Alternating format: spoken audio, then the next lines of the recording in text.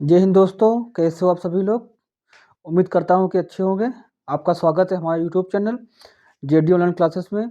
तो दोस्तों, हमारे पास कमेंट आई थी कि सर हिंदी का रिवीजन करा दीजिए।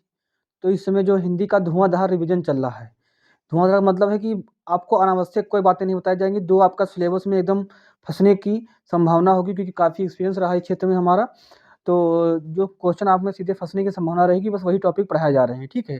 तो हमने हिंदी के 2 वीडियो डाल दिए हैं, एक में पर्यायवाची है और एक में विलोम है। वो भी पर्यायवाची कैसे आप देखेंगे तो देखेंगे पर्यायवाची का क्या स्तर है या विलोम शब्द का क्या स्तर है, किस लेवल के आपको बताएंगे।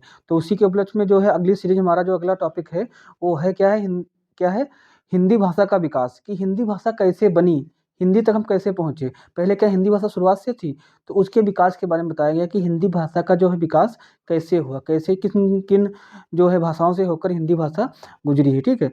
फिर इसके अगले वीडियो में हम पढ़ाएंगे कि हिंदी जो है भाषा वो उत्तर प्रदेश के जो है कितने कितने क्षेत्रों में बोली जाती है, उत्तर प्रदेश में कहाँ कहाँ कौन सी भाषा बोली जाती है और कितनी इसकी भाषा है, कितनी इसकी उपभाषाएं हैं, ठीक है। या हिंदी भाषी क्षेत्र किसे कहते हैं, कहाँ बोलते हैं ये तो हिंदी भाषी क्षेत्र है, तो हिंदी भाषी क्षेत्र कैसे कहते हैं, तो वो हम अगले वीडियो में पढ़ाएंगे। आज हम पढ़ाते हैं कि हिंदी भाषा का इतिहास क्या रहा।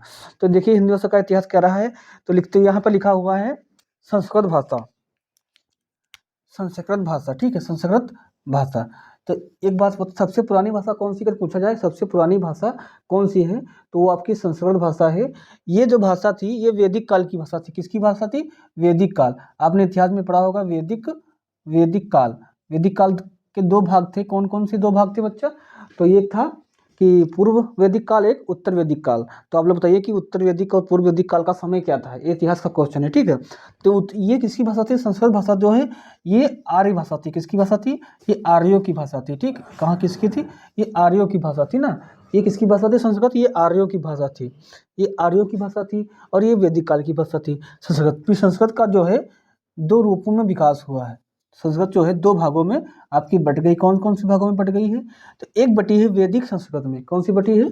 वैदिक संस्कृत में। एक बटी है आपकी लौकिक संस्कृत में, ठीक है, लौकिक संस्कृत में। तो वैदिक काल की क्या खासियत है? जो वैदिक काल की भाषा थी वैदिक संस्कृत, वे जो उसमें जो है वेद, पुराण, वेदांग और उपनिषद लिखे गए, ठीक है। वैदिक संस्कृत में पूछेगा कि जो है वेद किस में लिखे गए हैं, तो वेद जो है आपके वैदिक संस्कृत में लिखे गए हैं, ठीक। पुराण, वेदांग या उपनिषद जितने ग्रंथ जो हमें संस्कृत भाषा में मिलते हैं वो सब वैदिक भाषा में लिखे गए हैं, ठीक। आगे देखते हैं लौकिक संस्कृत। किसमें? लौकिक संस्कृत में। तो यही भाषा जो है लौकिक संस्कृत जिसको बोलते हैं साधारण बोलचाल की भाषा। जो वैदिक काल थी उसमें जो ग्रंथ लिखे जाते थे वो वैदिक संस्कृत में लिखे जाते थे, और जो वहाँ की भाषा थी जो साधारण बोलचाल की भाषा थी, हम तो बात करते हैं ना जैसे साधारण बोलचाल की भाषा थी, वो आपकी लौकिक संस्कृत भाषा जो थी वो क्या थी? साधारण बोलचाल की भाषा था। तो ये भाषा जो है अपना वेदों में और पुराणों में तक सीमित रह गई, क्योंकि इसको लोग पढ़ने में कठिन थी ना, इसको लोग आसानी से पढ़ नहीं सकते थे। तो जो है ये वहाँ तक सीमित रह गई। आगे आई क्या? लौकिक संस्कृत। ये कुछ आसान थी, तो ये जो आसान चीज़ें होती हैं लोग उसी को आगे बढ़ाते रहते हैं, उसी को आगे सीखने की कोशिश करते हैं। तो ये भाषा जित होती आपकी लौकिक संस्कृत, इसी के आगे आगे आपका विकास होगा और यही जो है हिंदी के रूप में बदलेगी। देखते कैसे विकास इसका हो रहा है। तो जो लौकिक संस्कृत थी, जो लौकिक संस्कृत थी वो आगे चल के किसमें बदली? वो बदली आपकी पाली भाषा में। किसमें बदली? पाली भाषा में बदली, ठीक है, पाली भाषा में बदली। ये पाली पता है, पूछता है कि ये पाली भाषा किसकी थी, क्या पूछता है कि महात्मा बुद्ध की जो है भाषा कौन थी, वो अपने उपदेश किस भाषा में दिया करते थे। बहुत बड़ा क्वेश्चन आया है। तो कौन सी भाषा थी? पाली भाषा। किसकी भाषा थी? महात्मा बुद्ध की भाषा थी, ठीक, बुद्ध की भाषा थी। इन्हें गौतम बुद्ध भी कहा जाता है ना। इनका एक बहुत प्रसिद्ध ग्रंथ है, क्या है? त्रिपिटक। क्या है? त्रिपिटक। त्रिपिटक। ये पूछेगा किस भाषा में लिखा हुआ, तो ये पाली भाषा में लिखा हुआ। किस में लिखा हुआ है? तो ये पाली भाषा में। तो क्या है यहाँ त्रिपिटक जो है किस में लिखा गया है? तो पाली भाषा में लिखा गया है, ठीक है।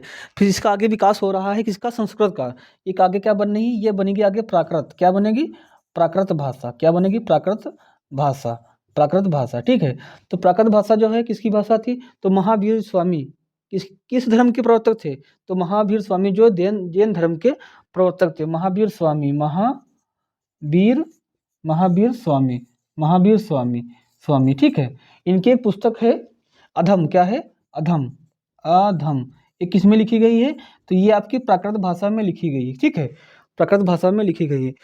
यहाँ से क्वेश्चन बनता है कि महावीर स्वामी जो है जैन धर्म के किस नंबर के तीर्थकर थे, ठीक है, किस नंबर के तीर्थकर थे। तो कमेंट बॉक्स बताइए कि किस नंबर की ये तीर्थकर थे। ठीक है, आगे देखते हैं। प्राकृत के बाद ये इसका जो बिगड़ेगा रूप तो क्या बनेगा ये, तो लौकिक संस्कृत, फिर पाली भाषा, फिर प्राकृत भाषा, फिर बनेगी ये क्या, अपभ्रंश। क्या बनेगी, ये बनेगी आपकी अपभ्रंश। क्या बनेगी, अपभ्रंश। ये बनेगी आपकी अपभ्रंश, अपभ्रंश भाषा बनेगी। ठीक है, अपभ्रंश भाषा। ठीक है, अपभ्रंश भाषा। फिर आगे चलकर इसका विकास होगा किसमें, अवहट्ट में। किसमें होगा, अवहट्ट में। किसमें होगा, अवहट्ट में होगा। फिर आगे चलेगी तो किसमें बनेगी, शोरसेनी अपभ्रंश में। किसमें, शोरसेनी, शोर, ठीक है, शोरसेनी, शोरसेनी अपभ्रंश, अपभ्रंश, शोरसेनी अपभ्रंश। फिर आगे जब शोरसेनी अपभ्रंश से इसका इष्ट बदलेगा तो क्या बनेगी ये, जाके क्या बनेगी, हिंदी। फिर क्या आएगी ये, हिंदी बनेगी। तो इतने स्टेपों से गुजरी है तब जाके क्या बना है आपका, हिंदी भाषा जो है बना। यही बोलता है कि हिंदी भाषा का विकास क्रम, कि हिंदी भाषा किन जो है स्तरों से गुजरी है। तो किसमें बनी, पहले बनेगी लौकिक संस्कृत, फिर आपकी पाली भाषा, फिर प्राकृत भाषा, फिर पूछेगा अपभ्रंश भाषा, फिर अवहट्ट, फिर शोरसेनी अपभ्रंश, फिर आपकी क्या बनेगी, हिंदी। ये पेपर में ऐसे देता है, जैसे पूछ लेगा कि हिंदी भाषा का विकास क्रम बताइए। ठीक है, तो लिखेगा पाली, ठीक, फिर क्या होगा, लिखेगा प्राकृत, प्राकृत लिख देगा। फिर क्या करेगा, अब वर्ण छोड़ेगा, किससे क्या कहाँ पहुँच जाएगा, अवहट्ट पे। तो ये क्या आपका गलत है। जहाँ आपको ये क्रम मिले, पाली, प्राकृत, अपभ्रंश, अवहट्ट, शोरसेनी और हिंदी, ये क्रम आपका क्या है, ये सही है। क्या है, ये क्रम आपका सही है। ठीक है, ये क्रम क्या है आपका, सही है। तो आगे देखते हैं इसमें क्या होगा। 2-3 क्वेश्चन यहाँ से बहुत अच्छे बनते हैं। 2-3 क्वेश्चन जो है यहाँ से बहुत अच्छे बनते हैं। जैसे पूछेगा कि हिंदी भाषा की जननी किस भाषा को कहते हैं। हिंदी भाषा की जननी किस भाषा को कहते हैं। जननी मतलब होता है माता, कि हिंदी भाषा की माता कौन है, तो क्या मारोगे आप, तो क्या मारोगे, हिंदी भाषा की जननी आपकी कौन सी भाषा, तो आपकी भाषा है संस्कृत।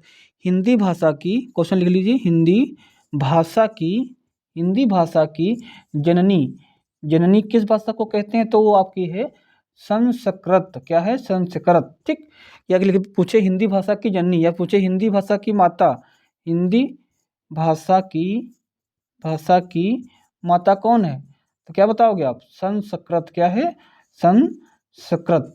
लेकिन यह क्वेश्चन पूछे बहुत अच्छा कि हिंदी भाषा का विकास हुआ है, हिंदी भाषा का विकास हुआ है किस, ये पूछना बनेगा, हिंदी भाषा का, देखिए सर, हिंदी भाषा का विकास हुआ है, किससे हुआ विकास हिंदी भाषा का, बताइए। हिंदी भाषा का विकास किससे हुआ, तब आप क्या मारोगे, इससे विकास हुआ ना, शोरसेनी के बाद क्या बनी है, सीधे हिंदी बनी है, तो इसी से तो इसका विकास हुआ है, इसी से शोरसेनी से तो इसका विकास हुआ है ना। तो हिंदी भाषा का विकास किससे हुआ है, तो आप लिखेंगे क्या, शोरसेनी अपभ्रंश से। किससे, शोरसेनी अपभ्रंश से। ठीक है, शोरसेनी अपभ्रंश से। ठीक, शोरसेनी अपभ्रंश से। हिंदी भाषा का विकास किससे हुआ है, तो शोरसेनी अपभ्रंश से। तो ये था हिंदी भाषा का सामान्य परिचय। आगे हम जो कल वीडियो आएगा, नेक्स्ट वीडियो हमारा, उसमें हम बताएंगे कि हिंदी जो है भाषा, उसकी कितनी जो है उपभाषाएं, हिंदी भाषा का की कितनी उपभाषाएं हैं और कितनी इसकी बोलियां हैं। ठीक है, और ये किस किस क्षेत्र में बोली जाती है, या हिंदी भाषा जो है, हिंदी भाषी क्षेत्र किसे कहते हैं। ठीक है, तो अगले वीडियो में आप लोग जरूर देखिए। और हमारे अगर 2 वीडियो पर्यायवाची के और विलोम के नहीं देखे हैं तो वो जाके प्लेलिस्ट में पड़े हुए हैं, उसको जाके आप आराम से देख सकते हैं। अगर वीडियो अच्छा लगे तो इसे कृपया करके शेयर जरूर करें, क्योंकि इससे हमको मोटिवेशन मिलता है कि हम आगे इस पर काम किया जाए कि ना किया जाए।